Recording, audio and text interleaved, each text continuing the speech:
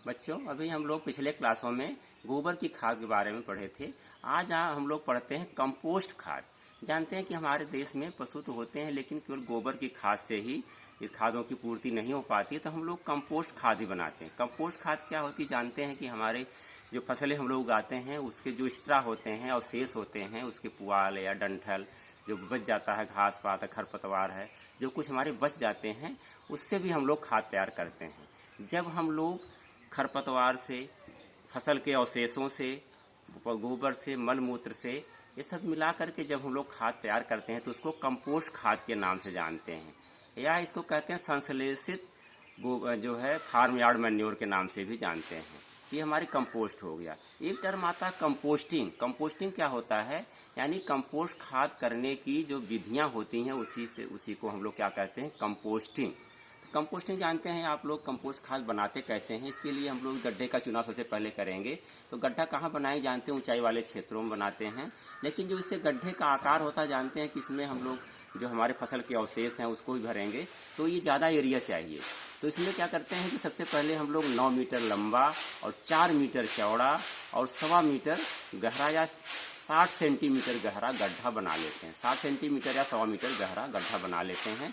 गड्ढा बनाने क्या करते हैं? सबसे पहले हम लोग जो फसल के अवशेष होते हैं, चाहे हमारे पुआल हो सकता है, चाहे गन्ने की पत्ती हो सकती है, कोई भी अवशेष जो होते हैं, या उसके मक्के का या ज्वार बाजरे का जो डंठल हो सकता है, सब इकट्ठा करके हम लोग क्या करते हैं, इसको पहले हम कलेक्ट करते हैं, इकट्ठा कर लेते हैं जितने भी हमारे इस तरह अवशेष हैं। अवशेष में क्या हो गया? ये हमारे अवशेष हो गए। उसके अलावा पशु थोड़े बहुत गोबर, अगर पशु हैं तो उससे गोबर हम लोग लेते हैं, उसका मूत्र भी ले लेते हैं। अगर घर की राख है उसको भी ले लेते हैं, तो कूड़ा कचरा उसको भी ले लेते हैं। तो अगर पशु नहीं है तब भी हम लोग कंपोस्ट खाद बना सकते हैं। तो सबसे पहले क्या करेंगे, जो फसल के अवशेष हैं उसके हम लोग जितने, मान लीजिए कुछ गन्ने के हो गए, कुछ मक्के के हो गए, कुछ पुआल के हो गए, कुछ खरपतवार हो गए, तो हर एक जो अवशेष होंगे फसल के उसकी 15-15 सेंटीमीटर की हम लोग लेयर लगाते हुए चले जाते हैं। और ये लेयर जो लगाएंगे 15-15 सेंटीमीटर, करीब 1.5 मीटर तक हम लोग उस लेयर को, परत सतह को लगाते हुए 1.5 मीटर ऊंचा बना लेते हैं। उसके बाद क्या करते हैं, फावड़े से उसकी जो वर्टिकल सेक्शन में उसको काट करके हम लोग थोड़ा थोड़ा छोटा कर लेते हैं। छोटा करने के बाद अगर हमारे बैल हैं तो क्या करते हैं, एक बैल के नीचे करीब 15 से जो है 16 किलोग्राम जो होता है हमारा, जो ये अवशेष फसल का अवशेष है, उसके नीचे हम लोग शाम को बिछा देते हैं। तो सुबह क्या करेंगे, जो उसमें गोबर और मूत्र से सना हुआ जो हम बिछाए थे अवशेष, उसको लाकर क्या करेंगे, खेत के गड्ढे के अंदर उसको लाकर डाल देते हैं। तो इस तरह से गड्ढे की भराई करते रहते हैं। डेली ये रूटीन करते हैं। लगभग 1 सप्ताह में गड्ढे को इस प्रक्रिया के द्वारा भर लेते हैं। और जब ये विशेष एक ध्यान और रखते हैं कि एक बार में हम लोग 15 सेंटीमीटर से ज़्यादा ऊंचा नहीं भरेंगे। जैसे 15 सेंटीमीटर भर लेने के बाद कुछ चीज़ें होती हैं खास रूप से उसके ऊपर छिड़की जाती हैं। अच्छा कंपोस्ट बनाने के लिए छिड़काव आवश्यक होता है। उस छिड़काव के लिए हम लोग क्या बनाते हैं, ये घोल बनाते हैं। उसमें क्या होना चाहिए, 4 किलोग्राम गोबर होना चाहिए, 4 किलोग्राम मूत्र होना चाहिए, और 4 किलोग्राम जो होता है फफूंद का इनाकुलम होता है, जो आता है फफूंदी से हम लोग उसको सड़ा गला कर तैयार कर लेते हैं। करीब 2 सप्ताह पहले का हम लोग मटके में उसको बना कर तैयार कर लेते हैं, वो होना चाहिए। और करीब 18 से 20 लीटर पानी होना चाहिए, और करीब 3 से 4 किलोग्राम राख होनी चाहिए। ये सब पानी में घोलने के बाद जब हम उसको पेट पर बिछा लेंगे 15 सेंटीमीटर, उसके ऊपर प्रत्येक तह के ऊपर इस घोल का छिड़काव करते रहते हैं। इस तरह करते करते हम 1 सप्ताह में गड्ढे को भर लेते हैं। भरने के बाद गड्ढे को उतना, उससे करीब 1/4 उसका हिस्सा छोड़ देते हैं भरने के लिए, क्योंकि जानते हैं कि जो कंपोस्ट खाद होती है इसमें जो सबसे मेन विधि होती है इंदौर विधि है। इंदौर विधि है, इसका सबसे पहले उपयोग किया था इन्होंने हार्वर्ड ने, इंदौर में वहाँ पर है इंडियन प्लांट इंस्टीट्यूट करके है इंदौर में। तो सबसे पहले विधि का वहाँ प्रयोग किया गया, इसलिए इसको इंदौर विधि के नाम से भी जानते हैं। और हार्वर्ड नामक वैज्ञानिक ने इस विधि को खोज किया था, इसलिए इसको हम लोग हार्वर्ड विधि के नाम से भी जानते हैं। तो जो हम अभी बता रहे हैं आपको, ये इंदौर विधि है। इसमें क्या करते हैं कि जो हम गड्ढे भरने के बाद पलटाई करते हैं। जैसे गड्ढा हमारा भर गया 1/4 उसको छोड़ देते हैं ऊपर से, तो भरने के 15 दिन बाद हम क्या करते हैं, उसको फावड़े से पलटते हैं गड्ढे को। जब गड्ढा हमारा पूरा पलट जाता है उसको फिर हम उसको एज सच उस पर पानी का छिड़काव ऊपर से कर देते हैं। गड्ढा भरने के बाद जब छिड़काव कर देंगे फिर छोड़ देंगे, तो पहली पलटाई के फिर 15 दिन बाद दोबारा फिर पलटाई करते हैं। दूसरी पलटाई हो गई, सेम वैसे ही फिर पलटाई कर देते हैं और ऊपर से पानी का छिड़काव कर देते हैं।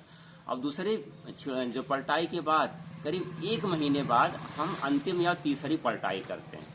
तो तीसरी पलटाई में करने के बाद जो हमारा ढेर होता है उसको इकट्ठा कर देते हैं। इकट्ठा करने के बाद ये खाद हमारी करीब 5 से 6 महीने में तैयार हो जाती है। ये हमारी सबसे अच्छी खाद मानी जाती है, लेकिन इसमें नाइट्रोजन की मात्रा थोड़ी कम हो जाती है और फास्फोरस पोटास की मात्रा इसमें बढ़ जाती है। तो ये हमारी इंदौर विधि हो गई। इसमें जो होता है नाइट्रोजन होता है 0.3%। जैसा आप जानते हैं गोबर की खाद में 0.5% होता है, लेकिन जो इंदौर विधि से हम लोग कंपोस्ट खाद तैयार करते हैं इसमें 0.3% पाया जाता है। और जो फास्फोरस होता है 0.6% पाया जाता है, जबकि अब देखिए गोबर खाद में 0.25% पाया जाता है। तो इसमें नाइट्रोजन 0.3%, फास्फोरस 0.6% और पोटास जो होता है वो भी 0.5% पाया जाता है। ये हमारे इंदौर विधि का कंपोजिशन है। ये खाद हमारी इस प्रकार की तैयार हो जाती है। इसको हम लोग खेतों में प्रयोग करते हैं। इसके अलावा दूसरी विधि है बंगलौर विधि। ये जानते हैं जैसा कि नाम से बंगलौर या RC आचार्य विधि कहते हैं इसको। जानते हैं बंगलौर में IIT है, Indian institute of engineering institute है, वहाँ पर ये विधि खोजी गई थी। वहाँ पर ये CN आचार्य ने इसको किया था, इसीलिए उस आचार्य विधि के नाम से भी हम जानते हैं। इसमें भी गड्ढे का आकार लगभग वैसे ही रखते हैं, सब प्रक्रियाएं सेम होती है। इसमें भी हम फसल अवशेषों का जो होता है पूरा ढेर लगाते हैं, 15-15 सेंटीमीटर सब अवशेष लगा करके 1.5 मीटर ऊंचाई तक करते हैं। फिर काट करके बैलों के नीचे बिछा देते हैं, फिर गड्ढे में भरते रहते हैं। भरने के बाद इसमें एक अंतर ये होता है कि इसमें हम लोग घोल बनाकर करते थे। घोल न बनाकर इसके ऊपर हम लोग जो हमारा अवशेष पदार्थ होता है उसको गीला करने के लिए पानी का भरपूर छिड़काव करते हैं, जिससे हमारा पूरा अवशेष एकदम गीला हो जाए, जो सड़ने में सहायता प्रदान करता है। तो गीला करने के बाद इस प्रकार हम लोग करके लगभग 1 सप्ताह में गड्ढे को भर देते हैं। इसमें अंतर ये होता है इंदौर विधि से और ये जो CN आचार्य विधि होती है, इसमें अंतर ये होता है कि इसमें पलटाई नहीं करते हम लोग। पलटाई उसमें जानते हैं कि उसमें 2 बार पलटाई करते हैं, इसमें पलटाई नहीं करते हैं। और उसमें पानी की मात्रा बहुत अधिक लगती है। जानते हैं जब पलटाई करते हैं तब तक पानी देना पड़ता है, लेकिन जो बंगलौर विधि होती है केवल इसमें 1 बार पानी देना पड़ता है। इसके हम लोग पलटाई भी नहीं करते और पानी भी हमको कम देना पड़ता है। और जो हमारी खाद होती है वो 6 से 7 महीने के बीच में तैयार होती है। तो ये हमारी बंगलौर विधि हो गई। इसमें भी कंपोजिशन लगभग इंदौर विधि कितना ही है, लेकिन ये खाद जो होती है इंदौर विधि की कंपैरिजन में तुलना में थोड़ी सी अच्छी नहीं होती है। इसमें जो होते हैं कार्बनिक पदार्थ की मात्रा ज़्यादा रह जाती है, सूक्ष्म तत्व भी पाए जाते हैं। नाइट्रोजन, फास्फोरस, पोटास जो होती है उसकी तुलना में थोड़ा ज़्यादा पाई जाती है। इसमें भी करीब 5 से 6% नाइट्रोजन पाई जाती है, 3 से 4% जो फास्फोरस पाई जाती है, और पोटास भी लगभग इतना ही पाई जाती है। तो ये हमारी हो गई बंगलौर विधि। तो आज हम लोग पढ़ लिए कंपोस्ट खाद। कंपोस्ट खाद में मुख्य रूप से 2 विधियां हैं, एक इंदौर विधि और दूसरा बंगलौर विधि। इसके अलावा यहाँ पे एडको विधि होती है। एडको विधि क्या है? ये इसकी खोज हुई थी रिचर्डसन, वहाँ हचिंसन और रिचर्डसन ने इंग्लैंड में खोज किया था। तो एडको क्या है? ये कंपनी है एग्रीकल्चर की, जिसका शार्ट नाम है एग्रीकल्चर कंपनी डेवलपमेंट कंपनी है। उन्होंने एक पाउडर बनाया है एडको नाम से। तो पाउडर क्या करते हैं, हम लोग 10 वर्ग मीटर में जो फसल के अवशेष फैला देते हैं, उसके ऊपर इस पाउडर को छिड़क देते हैं। छिड़क करके कुछ दिन इंतजार करते हैं, 1.5-2 महीने में हो तो फिर उस पर ऊपर लेयर करते हैं। तो करीब ये 3 फीट ऊंची तक लगभग लेयर परत बना लेते हैं। इसकी 2-3 परत बना के छिड़काव करते हैं, पानी ऊपर से छिड़कते रहते हैं, उसमें नमी बनी रहती है। ये हमारी हो गई एडको विधि। लेकिन सबसे बड़ा दुर्भाग्य ये है कि ये जो इसका एडको पाउडर होता है हमारे भारत में उपलब्ध नहीं है, इसलिए इस विधि का भारत प्रयोग नहीं होता।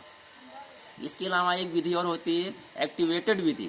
एक्टिवेटेड विधि क्या होता है? इसमें भी थोड़ा सा चेंज होता है, ये भारत में ही खोजी गई है। एक्टिवेटेड विधि में क्या करते हैं, जो गोबर होता है और जो हमारे फसल के अवशेष होते हैं सबको इकट्ठा करते हैं। इकट्ठा करने के बाद गड्ढे में भर देते हैं और जो एक एक्टिवेटेड तैयार करते हैं, क्या करते हैं, जैसे हमारे देखिए पशुओं का मूत्र हो गया, जो शहरों से सीवेज निकलती है, जो सीवर लाइनों से पानी निकलता वो हो गया, गोबर का घोल हो गया, ये हमारा पशुओं का मूत्र हो गया, ये तो एक्टिवेटर का काम करता है। तो जब हम फसल के अवशोषण के ऊपर इसको घोल कर छिड़क करके जो खाद तैयार करते हैं तो उसको एक्टिवेटेड कंपोस्ट नाम से भी जानते हैं। अगर हमको दोबारा बनाना होगा, जैसे हम लोग 1 कुंटल एक्टिवेटेड कंपोस्ट बना लिए हैं, तो 1/4 जो हमारा कंपोस्ट अगर बचा करके अगले हम जो खाद कंपोस्ट तैयार कर रहे हैं उसमें प्रयोग कर लेंगे, तो हमारी जो एक्टिवेटेड कंपोस्ट होगी बहुत जल्दी तैयार होगी। तो उसका जो हिस्सा होगा, क्योंकि जानते हैं उसमें बैक्टीरिया, वायरस, फंगस तमाम जो हैं डेवलप हैं और एक्टिवेटर उसमें मिले हुए हैं, तो अगली जो हमारे कंपोस्ट खाद बनी होगी वो बहुत जल्दी तैयार हो जाएगी। इसके अलावा एक विधि और है, मायादास विधि। मायादास विधि उत्तर प्रदेश कृषि विभाग ने इसको डेवलप किया है। ये बहुत ज़्यादातर उन फसलों में की जाती है, उसके लिए प्रयोग की जाती है जिस फसल के अवशेष क्या होते हैं, उसके बहुत मुलायम होते हैं, उसमें इस विधि को अपनाया जाता है, मायादास विधि। इसमें क्या करते हैं, गड्ढा बना लेते हैं, लगभग अपने आवश्यकता अनुसार गड्ढे बना लेते हैं, ऊंचाई बनाते हैं और फसल अवशेष डालने के बाद इसमें क्या करते हैं कि यही पशुओं का मूत्र और पानी, गोबर सब मिला करके मिक्स करके भर देते हैं। इसको अगर हमारे फसल के अवशेष बड़े बड़े हैं तो इसको हम काट छांट कर बार बार पलटते रहते हैं। पलटने के बाद ये हमारे लगभग गोबर की खाद, ये कंपोस्ट खाद जो होती है, ये भी 4-5 महीने में तैयार हो जाती है। जबकि ये कमर्शियल नहीं यूज होती है हमारी मायादास विधि, लेकिन ये जो है वैज्ञानिक लोग ये रिकमेंडेशन ये भी दिए हैं। तो आज हम लोग पढ़ लिए कंपोस्ट खाद बनाने की विधि। सबसे नंबर 1 पर पढ़ी इंदौर विधि, नंबर 2 पर बंगलौर विधि, नंबर 3 पर एडको विधि, नंबर 4 पर एक्टिवेटेड विधि, नंबर 5 पर मायादास विधि। तो हम लोग कंपोस्ट खाद पढ़ लीजिए। आपके कंपटीशनों में भी आती रहती हैं चीज़ें, परीक्षाओं में भी आती हैं, इसकी परिभाषा आती हैं, क्या होती हैं, इसमें कंपोजिशन कितना होता है। तो आज आप लोग इसको समझ लिए। तो आज हम लोग इस सेशन को ही समाप्त करते हैं। अगले क्लास में फिर मिलेंगे। धन्यवाद।